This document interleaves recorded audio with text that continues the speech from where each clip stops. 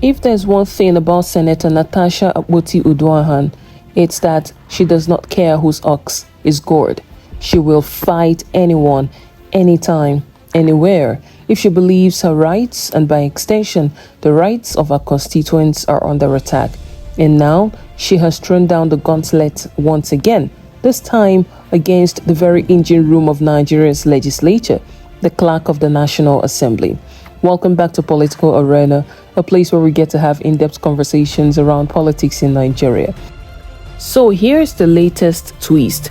Natasha has issued a blistering threat to sue the Clerk of the National Assembly, Kamorudeen Ogunlana, for allegedly blocking her return to the Senate chambers.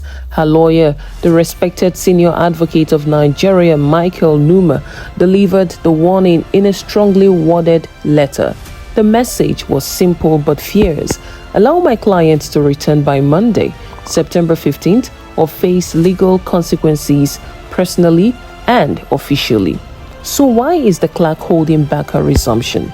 According to his letter, Natasha's suspension matter is still in court, and therefore she cannot resume until either the judiciary concludes or the Senate passes a fresh resolution. In other words, the clerk claims his hands are tied, but Natasha isn't buying it. Her lawyer fired back, accusing the clerk of exceeding his constitutional powers. Remember, the clerk is not an elected senator. His job is administrative, record decisions, transmit them, and implement them. He doesn't have the authority to decide who sits and who doesn't. So the big question Natasha is asking, on whose directive did you act? Because as far as she is concerned, no Senate resolution exists extending her suspension.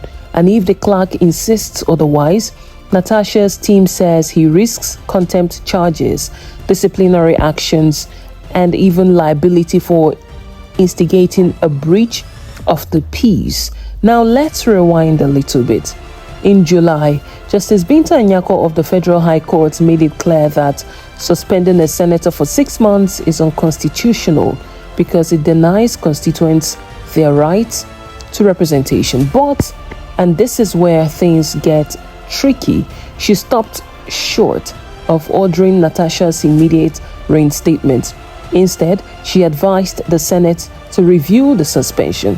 Meanwhile, in a different ruling, Natasha herself was fined 5 million naira for contempt over a social media post mocking the court.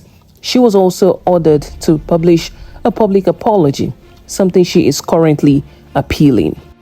But Natasha isn't the only one appealing. Senate President Akpabio has also filed a cross appeal, arguing that the court had no business meddling in the Senate's internal disciplinary process in the first place. According to Akpabio's team, Natasha jumped the gun by running to court without exhausting the Senate's internal mechanisms for resolving disputes. So here's where things stand. Natasha says she's coming back. The clerk says not yet. The Senate is quietly positioning itself to block a resumption when lawmakers reconvene on September 23rd. And the courts, they're still in the thick of it. This isn't just about one woman versus the system. It's about constitutional authority, separation of powers, and whether Nigeria's democracy can withstand political battle fought inside and outside the courtroom. So what do you think? Is Natasha right to challenge the clerk for overstepping his boundaries and powers? Or is the Senate justified in insisting that the courts finish their job first? One thing is certain, Natasha Akpoti-Uduaghan is not backing down, and this battle could reshape the way Nigeria handles legislative discipline forever. This is Political Arena, where we unpack the drama behind Nigeria's biggest political showdowns. Stay tuned, because this story is far from over. Do well to subscribe, like, share, and yes, check out my channel anytime, any day.